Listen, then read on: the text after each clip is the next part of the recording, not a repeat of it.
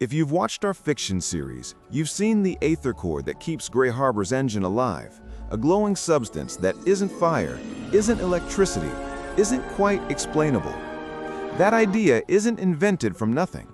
For most of the 1800s, the world's leading physicists were completely certain something like it actually existed. Today, we're asking, what if they'd been right? Here's the real history.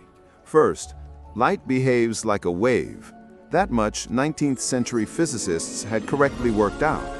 But a wave needs a medium to travel through, the way sound needs air. So physicists proposed that all of space must be filled with an invisible, weightless, frictionless substance they called the luminiferous ether, literally the light-carrying ether.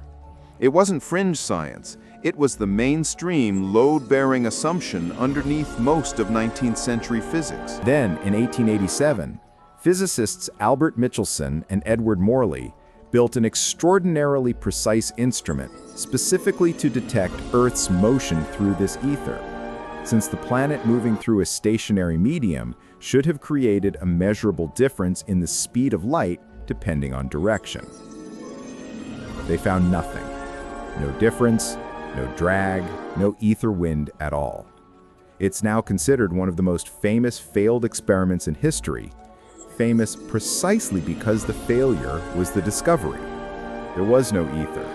Light didn't need a medium, and physics would spend the next few decades rebuilding itself around that fact, eventually arriving at Einstein's relativity. Now, here's the fork in the road. Imagine Michelson and Morley's instrument had found something, not nothing, but a faint, inconsistent signal, weak enough to argue about for another generation, strong enough that no one could fully dismiss it either. In that world, the Aether theory doesn't die in 1887. It mutates. Physicists spend decades chasing a real, detectable, but stubbornly strange medium that occasionally behaves like a fluid, occasionally like a field, and very occasionally, in laboratory conditions no one can fully replicate, like something almost alive. In that world, engineers don't stop at studying it. Someone eventually finds a way to contain a stable, sustained reaction within it. Not combustion, not electricity, but something closer to captured resonance. Cities built on this alternate physics don't run on coal furnaces alone. They run on contained Aether cores, each one requiring not just maintenance, but strangely, attention.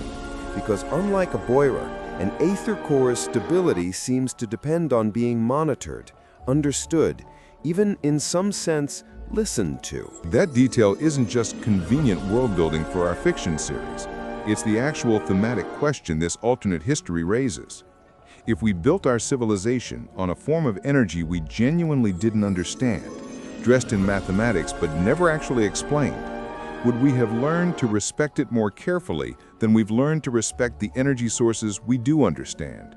Or would familiarity have made us just as careless with an unexplained force as we've been with explained ones? That's the real history behind the fiction. A genuine dead-end experiment in 1887, reimagined as a live wire instead. Next time we go back to Gray Harbor. Josephine follows the coordinates Voss left behind, straight toward the one city his ledger warned her never to visit. Subscribe before Entry 3 goes quiet too.